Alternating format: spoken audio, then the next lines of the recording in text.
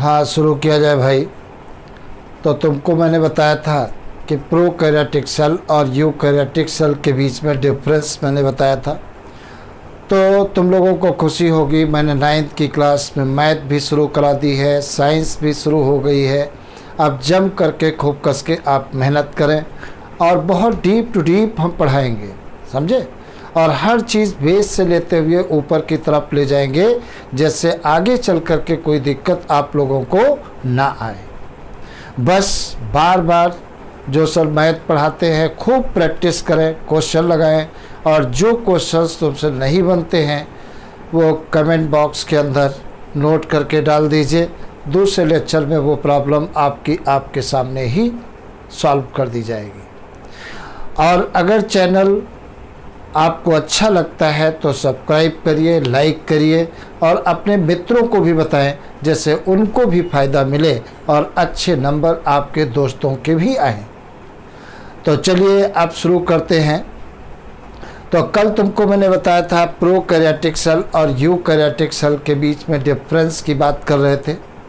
तो प्रोकैरियोटिक मैंने बताया था सिंपल सेल होती हैं और यूकैरियोटिक क्या होती हैं, कॉम्प्लिकेटेड सेल्स होती हैं। मैंने बताया था प्रोकैरियोटिक सेल की सेल वॉल किसकी बनी होती है, म्यूरामिक एसिड या पेप्टिडोग्लाइकॉन की बनी होती है। और यूकैरियोट्स की सेल वॉल जो होती है या तो सेलुलोज की बनी होती है या काइटिन की बनी होती है। प्रोकैरियोट्स में मैंने बताया था 70S टाइप के राइबोसोम पाए जाते हैं और यूकैरियोट्स में 80S के राइबोसोम पाए जाते हैं। प्रोकैरियोट्स में मैंने बताया था कि जो जेनेटिक मटेरियल होता है वो चारों तरफ से न्यूक्लियर मेम्ब्रेन के द्वारा बाउंडेड नहीं होता है और न्यूक्लियोलस नहीं पाया जाता है। लेकिन प्रोकैरियोटिक सेल का जेनेटिक मटेरियल होता है उसके चारों तरफ न्यूक्लियर मेम्ब्रेन पाई जाती है और न्यूक्लियोलस पाया जाता है। नेक्स्ट मैंने बताया था कि प्रोकैरियोट्स के अंदर cell organelles like mitochondria, endoplasmic reticulum, Golgi bodies, lysosome, vacuole ये सब नहीं पाए जाते हैं। लेकिन यूकैरियोटिक सेल में ये सब पाए जाते हैं। तो इस पर प्रोकैरियोटिक सेल के एग्जाम्पल मैंने बताया था, जैसे बैक्टीरिया होता है, ब्लू ग्रीन एल्गी है, माइकोप्लाज्मा है, पीपीएलओ है, ये सब किस में आते हैं, प्रोकैरियोट्स में आते हैं।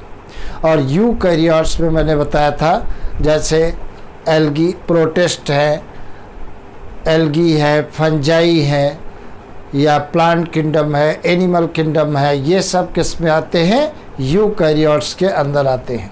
अब एक चीज़ और हम यहीं पर तुम्हें बता दें, प्लांट सेल और एनिमल सेल के बीच डिफरेंस क्या होता है। तो एक साइड में मैंने नोट कर दिया यहाँ पर प्लांट सेल, ये मैंने नोट कर दिया प्लांट सेल, और दूसरे साइड में मैंने नोट कर दिया एनिमल, ये एनिमल सेल मैंने नोट कर दिया, ये एनिमल सेल मैंने नोट कर दिया। प्लांट सेल में देखा जाए दोनों के बीच डिफरेंस हम तुम्हें बताने जा रहे हैं। प्लांट सेल में क्या होता है, सेल वॉल प्रेजेंट होती है। तो ये सेल वॉल, ये सेल वॉल प्रेजेंट होती है और इधर क्या होती है, एब्सेंट होती है, ये एब्सेंट होती है। तो एनिमल सेल में सेल वॉल एब्सेंट होती है, प्लांट सेल में सेल वॉल पाई जाती है। कभी भी तुमसे क्वेश्चन पूछा जाए तो प्लांट सेल और एनिमल सेल के बीच मेजर डिफरेंस किस बात का होता है, आपका आंसर होगा सेल वॉल। बाकी जितने भी डिफरेंस होते हैं वो मिल भी सकते हैं और नहीं भी मिल सकते हैं, ये बात तुम्हें ध्यान रखना है। प्लांट सेल में देखा जाए प्लास्टिड्स आर प्रेजेंट, दूसरा पॉइंट क्या है, प्लास्टिड, ये प्लास्टिड आर प्रेजेंट, ये प्लास्टिड्स क्या होते हैं, प्रेजेंट होते हैं। और इधर क्या होता है, प्लास्टिड्स आर एब्सेंट, प्लास्टिड्स क्या होते हैं, एनिमल सेल में एब्सेंट होते हैं। प्लांट सेल की बात करें तो इसमें क्या होता है, लाइसोसोम एब्सेंट होते हैं। तो ये क्या होते हैं, लाइसोसोम एब्सेंट होते हैं, एब्सेंट। और इधर क्या होते हैं, लाइसोसोम प्रेजेंट, ये लाइसोसोम लाइसोसोम प्रेजेंट होते हैं।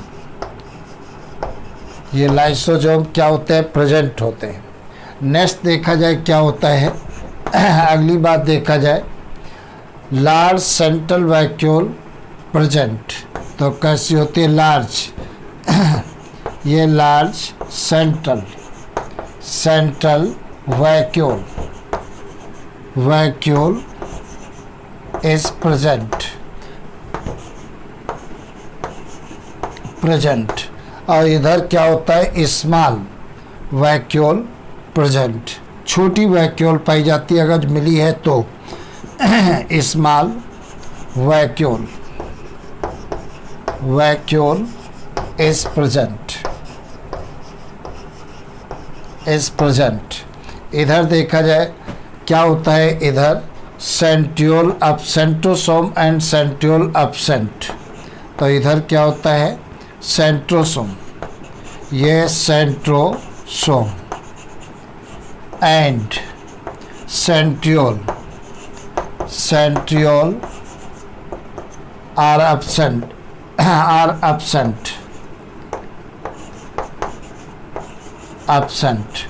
इधर देखा जाए क्या होता है? सेंट्रोसोम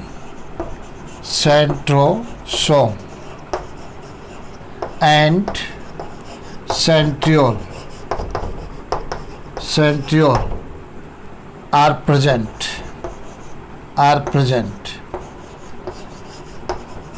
ये क्या होते हैं? प्रेजेंट होते हैं।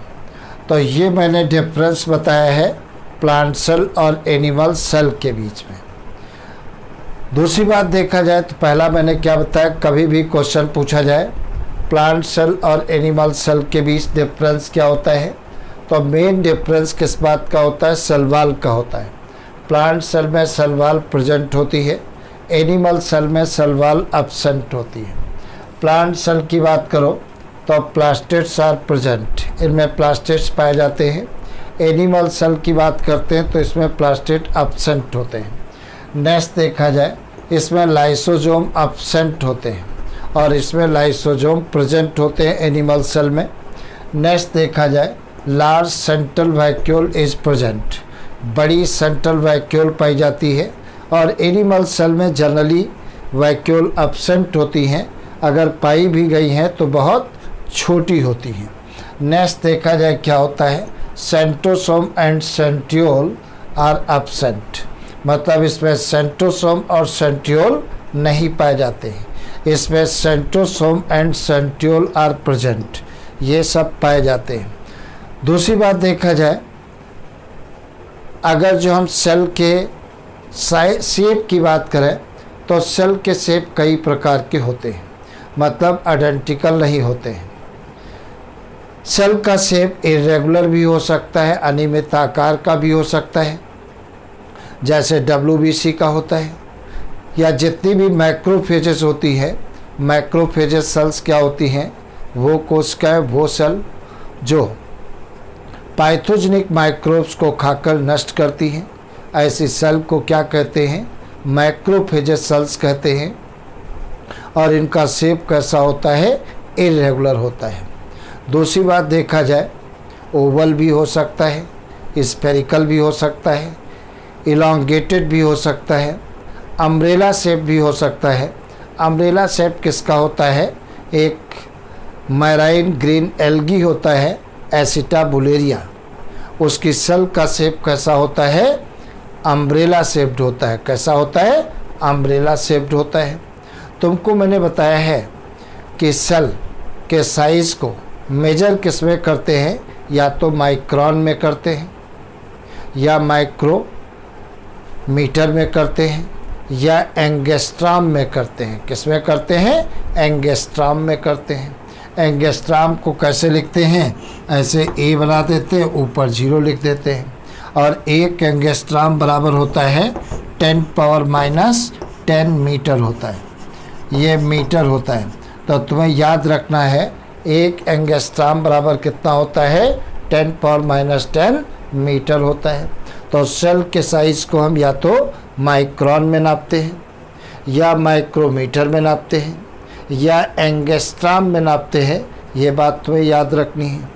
एक बात और तुमको मैंने बताया था, अगर तुमसे पूछा जाए कि ह्यूमन बॉडी के अंदर की सबसे लॉन्गेस्ट सेल कौन सी होती है, तो आपका आंसर है नर्व सेल। नर्व सेल जो होती है, नर्व सेल को ही क्या कहते हैं, न्यूरॉन कहते हैं।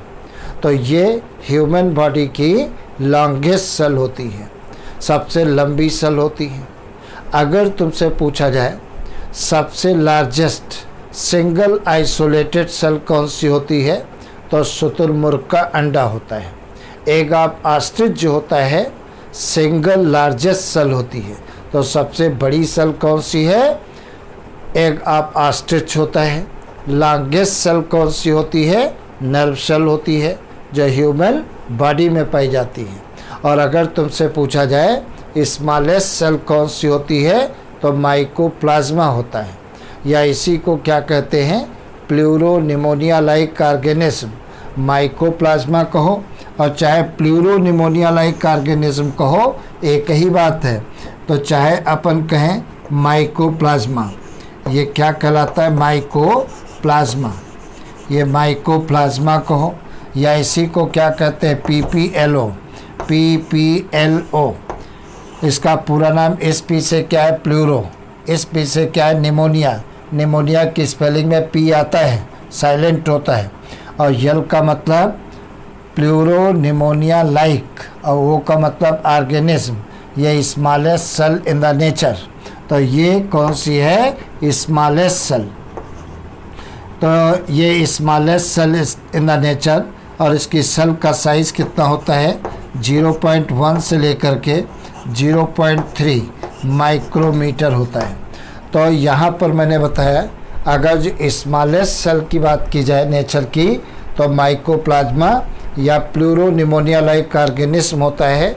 इसकी सेल का साइज़ कितना होता है, 0.1 से 0.3 माइक्रोमीटर होता है। और लॉन्गेस्ट सेल मैंने बताई है कौन सी होती है, नर्व सेल होती है। और नर्व सेल को ही क्या कहते हैं, न्यूरॉन कहते हैं। और लार्जेस्ट सेल कौन सी होती है, एग ऑफ ऑस्ट्रिच होती है। और अम्ब्रेला शेप सेल किसकी होती है, तुमको मैंने बताया है एसिटाबुलेरिया की होती है। किसकी होती है, एसिटाबुलेरिया की होती है। दूसरी बात देखा जाए, सेल की स्ट्रक्चर, सेल के फंक्शन की स्टडी किस साइंस के जिस ब्रांच के अंतर्गत किया जाता है, उसे क्या कहते हैं, साइटोलॉजी कहते हैं। क्या कहते हैं, साइटोलॉजी कहते हैं। इस प्रकार से साइटोलॉजी कहा जाता है। तो साइटोलॉजी का मतलब क्या होता है, study of structure and function of cell under the cytology. मतलब सेल की स्ट्रक्चर और उसके फंक्शन की स्टडी साइंस की जिस ब्रांच के अंतर्गत किया जाता है, उसे क्या कहते हैं, साइटोलॉजी कहते हैं। दूसरी बात देखा जाए, अगर तुमसे पूछा जाए फादर ऑफ साइटोलॉजी कौन कहलाते हैं, तो आपका आंसर होगा रॉबर्ट हुक। रॉबर्ट हुक को क्या कहते हैं, फादर ऑफ साइटोलॉजी कहते हैं। तो रॉबर्ट हुक को क्या कहते हैं, फादर ऑफ साइटोलॉजी कहते हैं। अगली बात देखा जाए, detail structure of eukaryotic cell की बात करें। Detail structure of eukaryotic cell मतलब यूकैरियोटिक सेल की डिटेल स्ट्रक्चर की बात करते हैं। तो यूकैरियोटिक सेल 3 पार्टों से में डिवाइड होती है। ध्यान से देखना मैं क्या बताने जा रहा हूँ।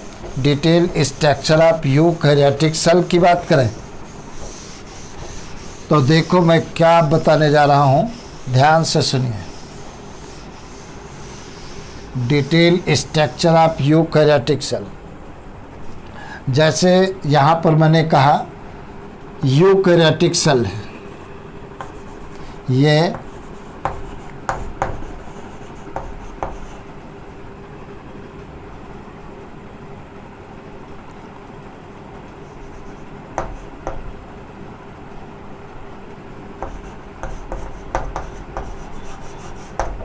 Eukaryotic cell. अब यूकैरियोटिक सेल को हम 3 पार्टों में डिवाइड करते हैं।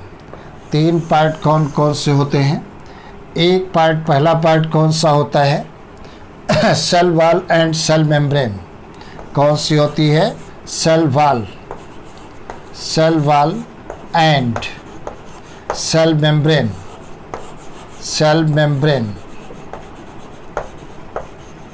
मेम्ब्रेन होती है। दूसरा पार्ट कौन सा होता है? दूसरा पार्ट न्यूक्लियस होता है। दूसरा पार्ट न्यूक्लियस है। और तीसरा पार्ट कौन सा होता है? साइटोप्लाज्म होता है। ये साइटोप्लाज्म होता है। तो हमने प्लांट सेल को, यूकैरियोटिक सेल को 3 पार्टों में डिवाइड किया, cell wall and cell membrane. Cell membrane तो प्लांट सेल और एनिमल सेल दोनों में पाई जाएगी, लेकिन अगर प्लांट सेल है तो सेल वॉल और पाई जाएगी। दूसरा कौन सा? न्यूक्लियस। और तीसरा कौन सा है? साइटोप्लाज्म। तो हमने सेल को 3 पार्टों में डिवाइड किया।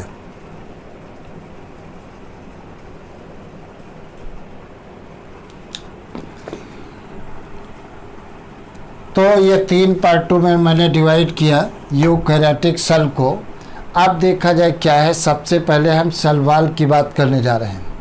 सेल वॉल की सबसे पहले हम बात करने जा रहे हैं। सेल वॉल की बात करने जा रहे हैं।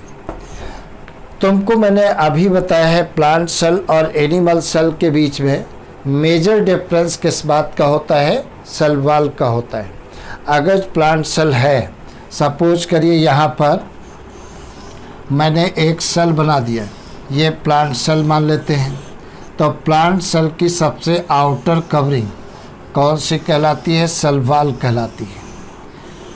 ये सेल वॉल कहलाती है। तो इसको हमने कह दिया ये सेल वॉल है। तो ये सेल वॉल है, ये सेल वॉल है।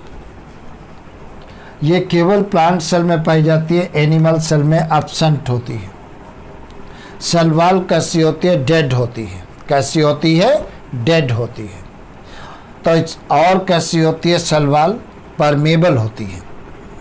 तो ये कैसी होती है? परमेबल होती है। परमेबल का मतलब सॉल्यूट और सॉल्वेंट दोनों के मॉलिक्यूल को आने जाने देती है। यह सॉल्यूट के भी मॉलिक्यूल को आने जाने देती है और सॉल्वेंट के भी मॉलिक्यूल को आने जाने देती है।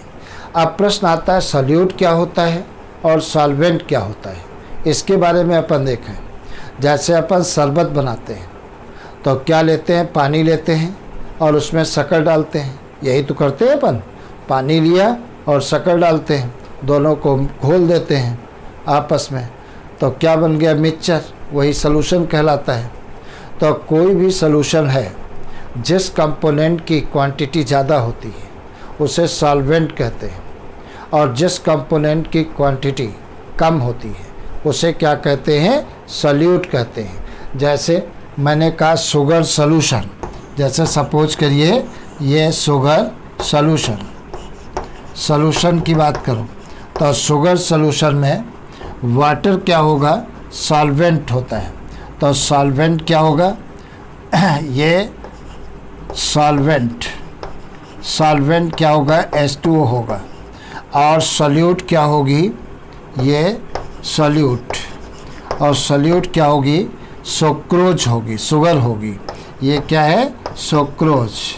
जो चाय बनाने में अपन शक्कर यूज करते हैं वो सुक्रोज होती है। और सुक्रोज का फार्मूला क्या होता है? C12H22O11। ये फार्मूला होता है सुक्रोज का, जो अपन चाय बनाने में यूज करते हैं। और इसको कहाँ से प्राप्त करते हैं? गन्ने से प्राप्त करते हैं। समझे? तो कोई भी सॉल्यूशन बनाते हो तो सॉल्यूशन में जिसकी क्वांटिटी कम होती है उसे सॉल्यूट कहते हैं, और जिसकी क्वांटिटी ज़्यादा होती है उसे सॉल्वेंट कहते हैं। अब बात समझ में आ गई? सॉल्यूट क्या होता है और सॉल्वेंट क्या होता है, ये बात हमें मालूम हो गई। तो सेल वॉल कैसी होती है? डेड होती है, मृत होती है, जीवित नहीं होती है। और कैसी होती है? परमेबल होती है। मतलब सॉल्यूट और सॉल्वेंट दोनों के मॉलिक्यूल को आने जाने देती है। और क्या काम करती है? सेल का एक डेफिनेट स्ट्रक्चर प्रोवाइड करती है, फ्रेमवर्क बनाती है। मतलब कोई भी सेल निश्चित शेप की कैसे होती है? Due to presence of cell wall. और मैंने बताया सेल वॉल किस में पाई जाती है? Only found in plant cell, animal cell में नहीं पाई जाती है। समझे? और देखा जाए प्लांटों में 2 सेल वॉल को अगर देखते हैं तो सेल वॉल 3 लेयर से मिलकर बनी होती हैं। 3 लेयर कौन कौन सी होती? 4 लेयर से मिलकर बनी होती है। तो ये सेल वॉल 4 लेयर से मिलकर के बनी होती है। सबसे अंदर की तरफ जो होती है उसे क्या कहते हैं? सबसे अंदर की तरफ जो होती है उसे कहते हैं टर्सरी सेल वॉल कहते हैं।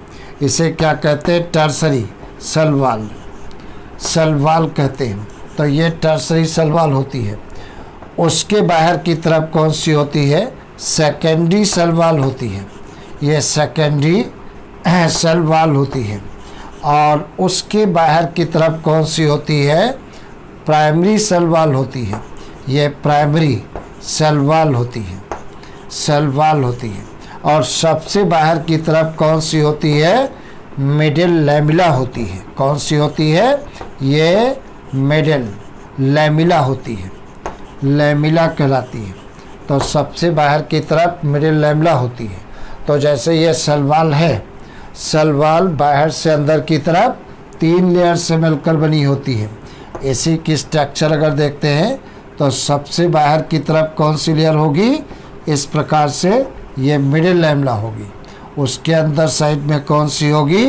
ये प्राइमरी सेल वॉल होगी। ये उसके अंदर की तरफ ये प्राइमरी सेल वॉल होगी, ये वाली। उसके अंदर की तरफ कौन सी होगी?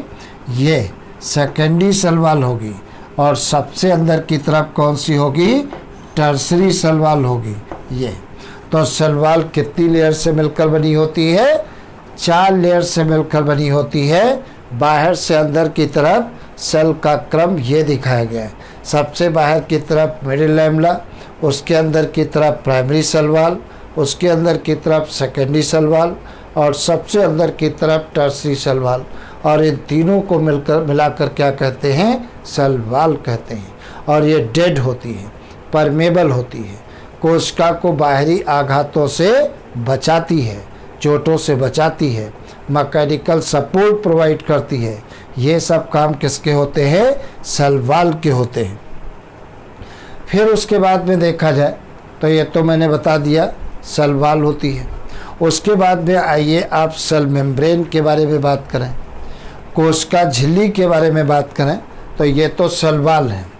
तो प्लांट सेल और एनिमल सेल के बीच में कभी भी कोई भी क्वेश्चन पूछे प्रमुख अंतर क्या होता है, तो आपका आंसर होगा सेल वॉल का। प्लांट सेल में सेल वॉल पाई जाती है और एनिमल सेल में सेल वॉल एब्सेंट होती है। बाकी जितने कैरेक्टर डिफरेंस मैंने बताए हैं वो मिल भी सकते हैं और नहीं भी मिल सकते हैं। और प्राइमरी डिफरेंस क्या होता है? सेल वॉल का होता है। ये बात तुमको ज़रूर बेटा याद रखना है। आगे देखा जाए क्या होता है, तो सेल वॉल के बारे में मैंने बताया।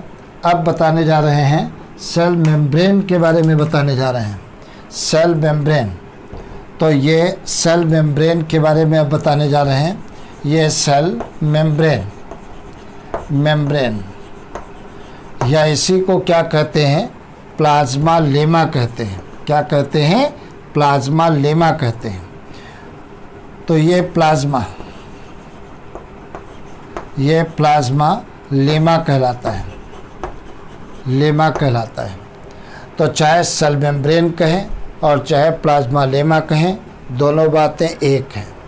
अगर तुमसे पूछा जाए कि सेल मेम्ब्रेन नाम किसने दिया था, तो नगेली और क्रेमर 2 साइंटिस्ट हैं। कौन कौन से?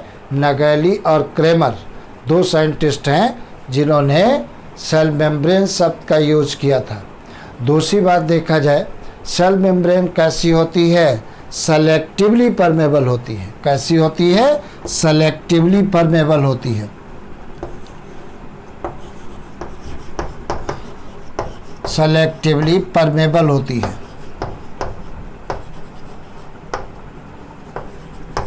परमेबल होती है। तो ये कैसी होती है? सेलेक्टिवली परमेबल होती है। और कैसी होती है? लिविंग होती है। ये जीवित होती है। तो ये लिविंग होती है, जीवित होती है। और प्लांट सेल और एनिमल सेल दोनों में पाई जाती है। अब सेलेक्टिवली परमेबल का मतलब ये होता है सेल के लिए जो आवश्यक चीज़ें होती हैं उन्हीं को अंदर आने देती है, सबको नहीं अंदर आने देती है। और इसमें रीजनरेशन पावर भी पाई जाती है। अगर सेल मेम्ब्रेन कहीं टूट जाती है तो अपने ब्रोकन पार्टों को कंप्लीट भी कर लेती है। तो इस पावर को क्या कहते हैं? रीजनरेशन कहते हैं। जैसे छिपकली आप देखते हो दीवार में, अगर छिपकली को मारना आप चाहो तो वो अपनी पूंछ क्या करती है? तोड़ देती है। और 2-4-10 दिन बाद देखो तो उसकी बॉडी से एक नई पूंछ निकलने लगती है। इसका मतलब उसकी बॉडी में रीजनरेशन पावर पाई जाती है। तो रीजनरेशन पावर क्या होती है? अगर हमारी बॉडी के किसी पार्ट में ये कैपेबिलिटी है कि अपने ब्रोकन पार्टों को फुलफिल कर लेता है, कंप्लीट कर लेता है, तब उसे क्या कहते हैं? रीजनरेशन कहते हैं। तो खूब पढ़िए, मस्त रहिए और पूरी पढ़ाई का एंजॉय करिए।